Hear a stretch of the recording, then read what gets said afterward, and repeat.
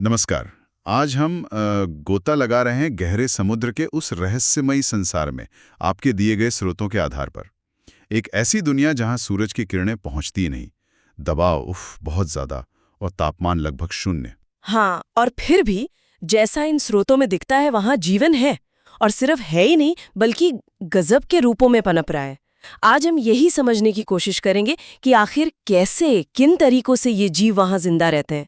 ये सिर्फ फैक्ट्स नहीं बल्कि उनके पीछे का क्यों और कैसे है। तो चलिए शुरू करते हैं ये अंधेरी यात्रा। सबसे पहले वो मछली जिसका जिक्र बार बार आता है, एंग्लोफिश। उसके सिर पर वो लाइट है ना, शिकार को फंसाने के लिए।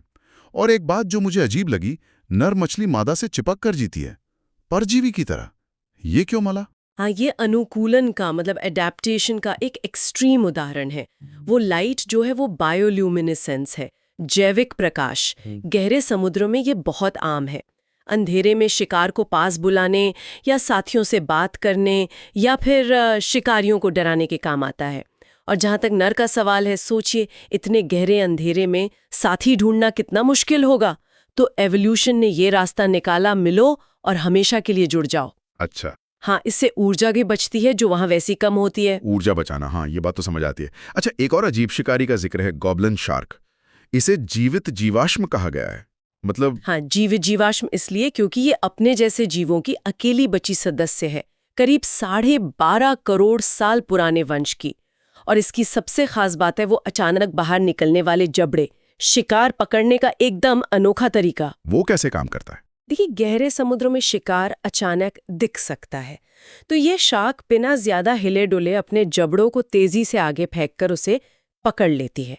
फिर वही बात, कम ऊर्जा खर्च करके शिकार। लाखों सालों में इसका डिजाइन ज्यादा बदला नहीं शायद, क्योंकि गहरा समुद्र खुद भी ज्यादा बदला नहीं है। शिकार के तरीके तो अनोखे हैं ही, बचने के तरीके भी कम नहीं। जैसे वो वैम्पायर स्क्विड, नाम तो डरावना है। हाँ, नाम डरावना है, पर ये खून नहीं चूसता। नहीं नहीं खतरा महसूस होने पर ये स्याही नहीं छोड़ता। तो फिर? ये चमकने वाला बलगम छोड़ता है, एक बादल जैसा। चमकने वाला बलगम, वाह। हाँ, ये भी बायोल्यूमिनेसेंस का एक और इस्तेमाल है बचाव के लिए। अंधेरे में काली स्याही से ज्यादा शायद रोशनी का एक चमकदार धमाका शिकारी का ध्यान भटका दे। ये दिखाता है कि एक ही जैविक चीज, मतलब प्रकाश पैदा करना, कितने अलग अलग मकसदों से इस्तेमाल हो सकता है। अंधेरे की बात चल रही है तो देखने की चुनौती भी तो होगी। स्रोतों में विशाल का स्क्विड का जिक्र है, 13 मीटर तक लंबा। हाँ, बहुत विशाल। और आंखें, कहते हैं जानवरों की दुनिया में सबसे बड़ी।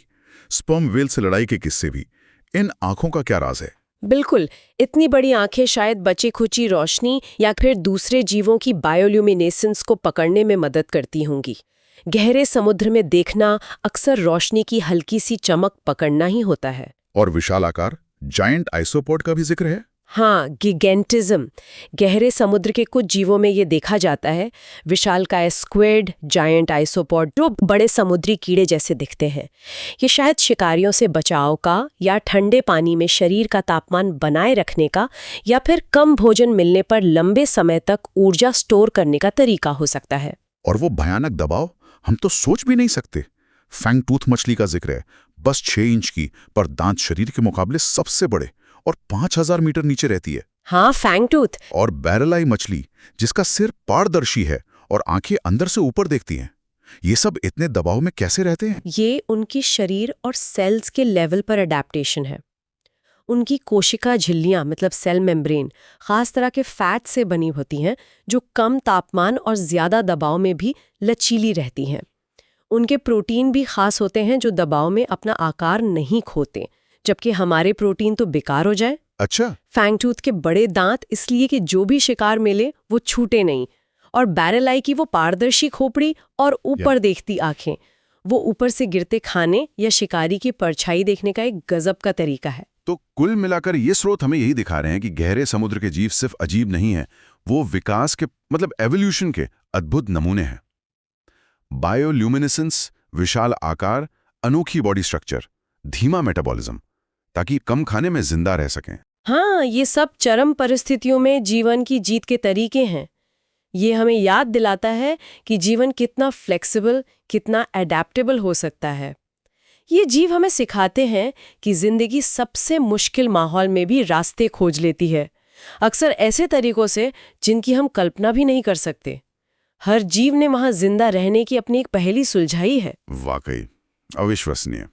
ये सब जानने के बाद मेरे मन में तो एक ही सवाल आ रहा है कि हमारे अपने ग्रह के इन गहरे अनछुए कोनों में, जहां हम अभी पहुंचे भी नहीं हैं, वहां और कितने ऐसे राज, कितने अनोखे जीव और जीवन के कितने अनजाने रूप छुपे हो सकते हैं जिनके बारे में हमें आज कुछ भी पता नहीं। ये खोज तो शायद अभी शुरू ही हुई है।